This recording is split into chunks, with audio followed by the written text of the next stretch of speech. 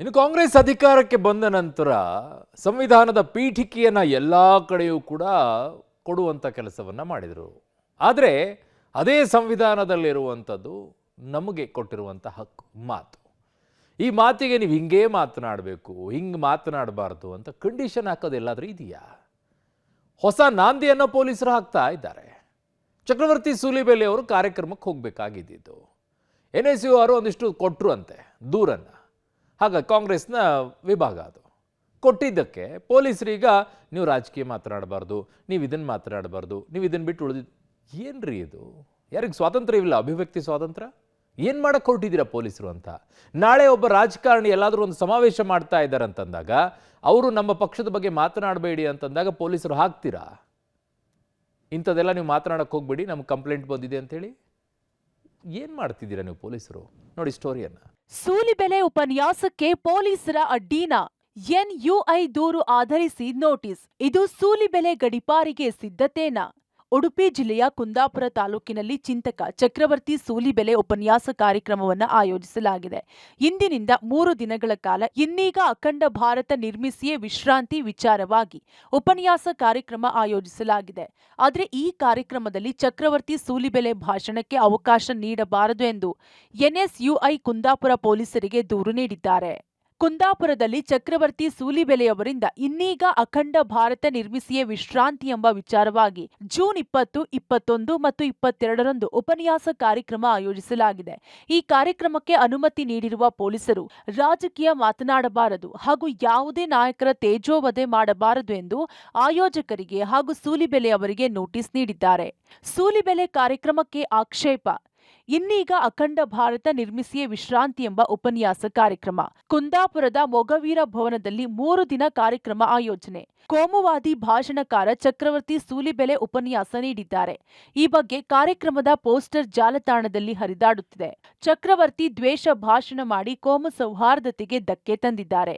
ಈ ಬಗ್ಗೆ ವಿವಿಧ ಠಾಣೆಗಳಲ್ಲಿ ಕ್ರಿಮಿನಲ್ ಕೇಸ್ ಕೂಡ ದಾಖಲಾಗಿದೆ. ಕುಂದಾಪುರ ಸೌಹಾರ್ದತೆಗೆ ಹೆಸರಾದ ತಾಲೂಕಾಗಿದೆ.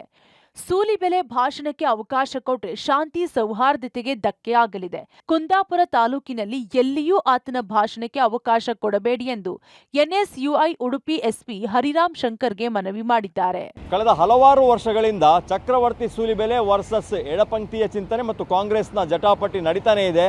ಕಳೆದ 1-1.5 ತಿಂಗಳಿನಿಂದ ಹಳೆಯ ಎಲ್ಲ ಕೇಸ್ ಹಿಸ್ಟ್ರಿಗಳನ್ನು ತೆಗಿಬೇಕು ಅನ್ನುವಂಥ ಒಂದು ಆದೇಶವನ್ನು ಸರ್ಕಾರ ಗೃಹ ಇಲಾಖೆಯ ಮೂಲಕ ಮಾಡಿತ್ತು. ಈ ಎಲ್ಲ ಜಟಾಪಟಿಗಳ ನಡುವೆ ಕುಂದಾಪುರಕ್ಕೆ ಚಕ್ರವರ್ತಿ ಸೂಲಿಬೆಲೆ ಬಂದಿದ್ದಾರೆ. ನಾನು ಹಿಂದೆಯೂ ಬಂದಿದ್ದೇನೆ, ಮುಂದೆಯೂ ಬರ್ತೇನೆ ಅನ್ನುವಂಥ ಒಂದು ಸವಾಲನ್ನು ಎಸೆದಿದ್ದಾರೆ. ಈ ಎಲ್ಲ ಬೆಳವಣಿಗೆಗಳ ನಡುವೆ 3 ದಿವಸದ ಉಪನ್ಯಾಸದಲ್ಲಿ ಸರ್ಕಾರ ಹಾಕಿರುವ, ಪೊಲೀಸ್ ಇಲಾಖೆ ಹಾಕಿರುವಂತಹ ನಿಯಮಗಳನ್ನು ಮತ್ತು ರೂಲ್ಸ್ಗಳನ್ನು ಪಾಲಿಸ್ತಾರಾ ಅನ್ನುವಂಥದ್ದು ಈಗ ಚರ್ಚೆಯಲ್ಲಿರುವಂತಹ ವಿಚಾರ. 3 ದಿವಸದ ಉಪನ್ಯಾಸದಲ್ಲಿ ಯಾವ ವಿಚಾರಗಳ ಬಗ್ಗೆ ಚರ್ಚೆ ಆಗ್ತದೆ, ಅದಕ್ಕೆ ಸರ್ಕಾರ ಮತ್ತು ಪೊಲೀಸ್ ಇಲಾಖೆ ಕೊಡುವಂತಹ ರಿಯಾಕ್ಷನ್ ಏನು ಅನ್ನುವಂಥದ್ದು ಈಗ ಉಳಿದಿರುವ ಕುತೂಹಲ.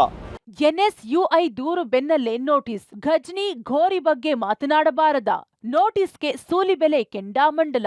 ಉಪನ್ಯಾಸ ಕಾರ್ಯಕ್ರಮಕ್ಕೆ ಕುಂದಾಪುರ ಪೊಲೀಸರ ನೋಟಿಸ್ ವಿಚಾರಕ್ಕೆ ಚಕ್ರವರ್ತಿ ಸೂಲಿಬೆಲೆ ಕೆಂಡಾಮಂಡಲರಾಗಿದ್ದಾರೆ. ರಾಜಕೀಯ ಮಾತನಾಡಬಾರದೆಂದು ನೋಟಿಸ್ ಕೊಟ್ಟಿರೋದನ್ನ ಇದೇ ಮೊದಲ ಬಾರಿಗೆ ನೋಡ್ತಿದ್ದೇನೆ. ಇದು ಅಧಿಕೃತವಾಗಿ ಆದೇಶ ಕೊಡದೆ ಗಡಿಪಾರು ಮಾಡುವ ಹುನ್ನಾರವಾಗಿದೆ.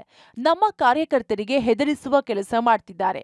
ಇಲ್ಲಿ ಪೊಲೀಸರೇ ಹೆದರಿದ್ದಾರಾ ಇಲ್ಲ ನಮ್ಮನ್ನ ಹೆದರಿಸುತ್ತಿದ್ದಾರಾ ಗೊತ್ತಾಗುತ್ತಿಲ್ಲ ಎಂದು ಪಬ್ಲಿಕ್ ಟಿವಿ ಜೊತೆ ಮಾತನಾಡುತ್ತಾ ಚಕ್ರವರ್ತಿ ಸೂಲಿಬೆಲೆ ಗುಡುಗಿದ್ದಾರೆ. ಘಜ್ನಿ ಘೋರಿ ಬಗ್ಗೆ ಮಾತನಾಡಿದ್ರು ತಪ್ಪಾ ಅಂತ ಪ್ರಶ್ನೆ ಮಾಡಿದ್ದಾರೆ. ನಮ್ಮ ಜೊತೆ ಚಕ್ರವರ್ತಿ ಸೂಲಿಬೆಲೆ ಅವರಿದ್ದಾರೆ. ಸರ್, ನಿಮ್ಮ ಹಳೆಯ ಎಲ್ಲ ಕೇಸ್ ಫೈಲ್ಗಳನ್ನು ಓಪನ್ ಮಾಡಿಸ್ತಾ ಇರೋದು ಮತ್ತು ಹೊಸ ಕಾರ್ಯಕ್ರಮಗಳಿಗೆ ಅಡ್ಡಿಪಡಿಸ್ತಾ ಇರೋದು, ಕುಂದಾಪುರದಲ್ಲಿ ಇದ್ದೀರಿ, ಏನು ಹೇಳ್ತೀರಿ ಇವತ್ತಿನ ಬೆಳವಣಿಗೆ ಅಂತ?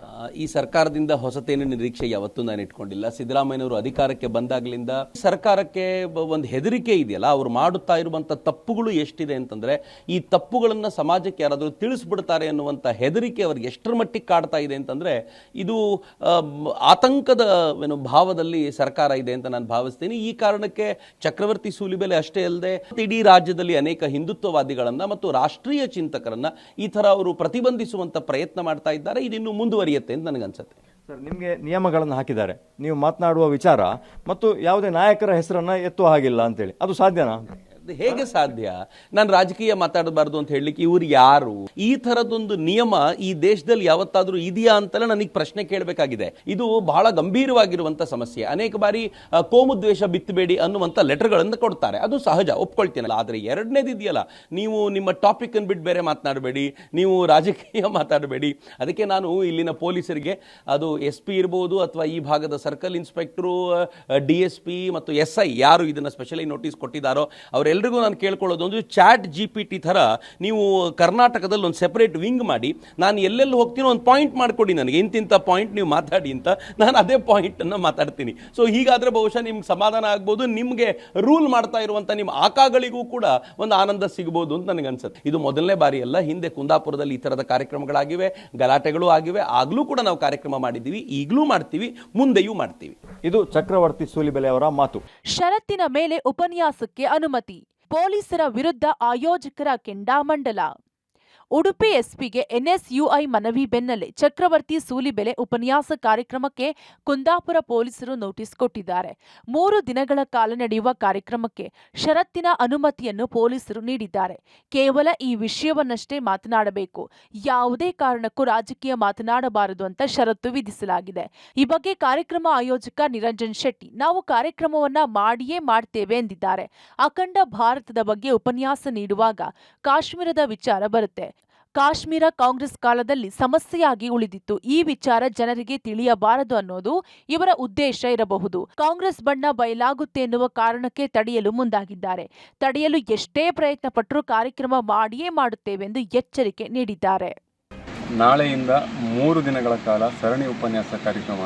ಇದಕ್ಕೆ ಈವಾಗಲೇ ಕಾಂಗ್ರೆಸ್ಸಿನ ವಿದ್ಯಾರ್ಥಿ ಸಂಘಟನೆಯ ಕಡೆಯಿಂದ ವಿರೋಧ ವ್ಯಕ್ತವಾಗ್ತದೆ. ಬಹುಶಃ ಇವರಿಗೆ ಕಾಶ್ಮೀರ ಅಖಂಡ ಭಾರತದ ವಿಚಾರವನ್ನು ಮಾತಾಡುವಾಗ ಕಾಶ್ಮೀರದ ವಿಚಾರವು, ಕಾಶ್ಮೀರ ಇವರ ಕಾಲದಲ್ಲಿ, ಕಾಂಗ್ರೆಸ್ನವರ ಕಾಲದಲ್ಲಿ ಯಾವ ಥರ ಶಾಶ್ವತವಾಗಿ ಅದರ ಸಮಸ್ಯೆ ಉಳಿಯಿತು, ಈ ವಿಚಾರವೆಲ್ಲ ಜನರಿಗೆ ಗೊತ್ತಾದರೆ ಕಾಂಗ್ರೆಸ್ಸಿನ ಬಣ್ಣ ಬಯಲಾಗುತ್ತೆ ಅನ್ನುವ ವಿಚಾರ ಗೊತ್ತಿದ್ದೇ ಬಹುಶಃ ಇವರು ತಡಿತಾ ಇರಬೇಕು ಈ ಕಾರ್ಯಕ್ರಮವನ್ನು. ಚಕ್ರವರ್ತಿ ಸೂಲಿಬೆಲೆ ಸುಳ್ಳಿನ ಚಕ್ರವರ್ತಿ, ದ್ವೇಷ ಭಾಷಣ, ಸುಳ್ಳು ಬಿತ್ತುವ ಕೆಲಸ ಬೇಡ. ಇನ್ನು ಸೂಲಿಬೆಲೆ ವಿರುದ್ಧ ಸಚಿವೆ ಲಕ್ಷ್ಮೀ ಹೆಬ್ಬಾಳ್ಕರ್ ವಾಗ್ದಾಳಿ ನಡೆಸಿದ್ದಾರೆ. ಚಕ್ರವರ್ತಿ ಸೂಲಿಬೆಲೆ ಅಲ್ಲ, ಅವರು ಸುಳ್ಳಿನ ಚಕ್ರವರ್ತಿ. ಬಾಯಿ ತೆರೆದರೆ ರಾಮಾಯಣ, ಭಗವದ್ಗೀತೆ, ಮಹಾಭಾರತ ಹೇಳುತ್ತಾರೆ. ಯಾವ ಪ್ರಮಾಣದಲ್ಲಿ ಸುಳ್ಳು ಹೇಳುತ್ತಾರೆ ಅನ್ನೋದು ಇಡೀ ಕರ್ನಾಟಕಕ್ಕೆ ಗೊತ್ತು. ಕಪ್ಪಾಗಿರುವುದನ್ನ ಬೆಳ್ಳಗೆ ಮಾಡುವುದರಲ್ಲಿ, ಬೆಳ್ಳಗೆ ಇರೋದನ್ನ ಕಪ್ಪು ಮಾಡುವುದರಲ್ಲಿ ನಿಸ್ಸೀಮರು. ನಾವು ಚಕ್ರವರ್ತಿ ಸೂಲಿಬೆಲೆಯಿಂದ ಪಾಠ ಕೇಳಬೇಕಾಗಿಲ್ಲ ಎಂದು ಗುಡುಗಿದ್ದಾರೆ. ಜೊತೆಗೆ ವಾಕ್ ಸ್ವಾತಂತ್ರ್ಯವನ್ನ ಕಾಂಗ್ರೆಸ್ ಪಕ್ಷ ಕೊಟ್ಟಿದೆ. ಇಡೀ ದೇಶದ ಇತಿಹಾಸ ಸಂವಿಧಾನವನ್ನ ಕಾಂಗ್ರೆಸ್ ಪಕ್ಷ ಎತ್ತಿ ಹಿಡಿದಿದೆ. ಸದ್ಯಕ್ಕೆ ಸೂಲಿಬೆಲೆ ದ್ವೇಷದ ಭಾಷಣ, ಸುಳ್ಳು ಬಿತ್ತುವ ಕೆಲಸ, ವಿಷಬೀಜ ಬಿತ್ತುವ ಕೆಲಸ ಮಾಡದಿರಲಿ. ಯಾಕಂದ್ರೆ ಉಡುಪಿ ಶಾಂತಿ ಪ್ರಿಯರ ಜಿಲ್ಲೆ ಎಂದಿದ್ದಾರೆ.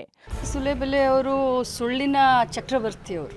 ಅವರು ಬಾಯಿ ತೆಗೆದ್ರೆ ಅವರು ರಾಮಾಯಣ ಅಂತ ಹೇಳ್ತಾರೆ, ಭಗವದ್ಗೀತೆ ಅಂತ ಹೇಳ್ತಾರೆ, ಮಹಾಭಾರತ ಅಂತ ಹೇಳ್ತಾರೆ. ಆದರೆ ಅವ್ರು ಬಾಯಿ ತೆಗೆದ್ರೆ ಅವ್ರು ಸುಳ್ಳನ್ನೇ ಎಷ್ಟು ಯಾವ ಪ್ರಮಾಣದಲ್ಲಿ ಮಾತನಾಡ್ತಾರಂತ ಇಡೀ ಕರ್ನಾಟಕ ರಾಜ್ಯದ ಜನರಿಗೆ ಗುರ್ತು. ಅವರು ಹೇಳ್ತಾರಲ್ಲ, ಕಪ್ಪಗಿರೋದನ್ನ ಬೆಳೆದು ಮಾಡೋದ್ರಲ್ಲಿ, ಬೆಳಗ್ಗೆ ಇರೋದನ್ನ ಕಪ್ಪಗೆ ಮಾಡೋದ್ರಲ್ಲಿ ಬಹಳಷ್ಟು ನಿಸ್ಸೀಮರು. ವಾಕ್ ಸ್ವಾತಂತ್ರ್ಯನೂ ಇದೆ, ಎಲ್ಲ ಸ್ವಾತಂತ್ರ್ಯ, ಎಲ್ಲ ತರನಾದಂಥ ಸ್ವಾತಂತ್ರ್ಯ ಕಾಂಗ್ರೆಸ್ ಪಕ್ಷ ಕರ್ನಾಟಕ ರಾಜ್ಯದಲ್ಲಿ ಅಲ್ಲ, ಇಡೀ ದೇಶದ ಇತಿಹಾಸದಲ್ಲಿ ಸಂವಿಧಾನವನ್ನು ಎತ್ತಿ ಹಿಡಿಯುವಂಥ ಕೆಲಸ ಯಾರಾದರೂ ಮಾಡಿದ್ರೆ ಅದು ಕಾಂಗ್ರೆಸ್ ಪಕ್ಷದವರು. ನಾವು ಚಕ್ರವರ್ತಿ ಸೂಲಿಬೆಲೆ ಅವರಿಂದ ಏನು ಪಾಠ ಕೇಳಬೇಕಾಗಿಲ್ಲ. ಒಟ್ಟಾರೆ ಸರ್ಕಾರ ಒಂದಿಲ್ಲೊಂದು ವಿವಾದದಲ್ಲಿ ತೊಡಗುತ್ತಿದೆ. ಈಗ ಸೂಲಿಬೆಲೆಗೆ ನೋಟಿಸ್ ಕೊಟ್ಟು ವಿವಾದಕ್ಕೆ ಈಡಾಗಿದೆ. News desk, public TV.